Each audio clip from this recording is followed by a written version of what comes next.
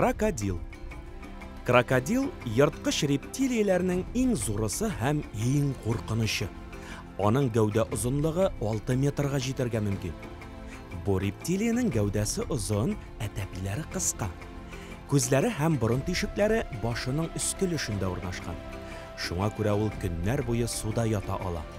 Ул сулыклардагы вак балыклар белән дә, су эчәргә килгән эре имезүчеләр белән дә туклана. Кайбер төр крокодиллар хәтта кешеләргә дә һөҗүм итә ала. Әни крокодил 10-нан алып 100-гә кадәр йомырка сала. Аннары йомыркаларны кымга яшерә дә башка йырткычлардан саклап тора. Нәни крокодиллар йомыркадан чыгар вакытлары җиткәндә бака бакылдауына охшаган тавыш чыгара. Әни крокодил бу тавышны ишетеп йомыркаларны шундук кымнан казып ала. Ә син беләсеңме? Крокодил балаларының тууында кымның нинди температурада булуы зур роль уйный. Кымның температурасы 31-32 градус булса, малай крокодил, түбәнрәк яисә югарырак булса, кыз крокодил туа.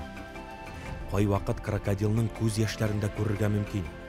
Юк, ул үпкәләгәнгә яисә күңеле тулганга еламый. Күз яшьләре белән организмыннан артык тозларны гына чыгара. Синең крокодилның тешләрен чистартучы нәни кошчык турында мультфильм караганың бармы? Ул кошчыкның исеме Крокодил сакчысы.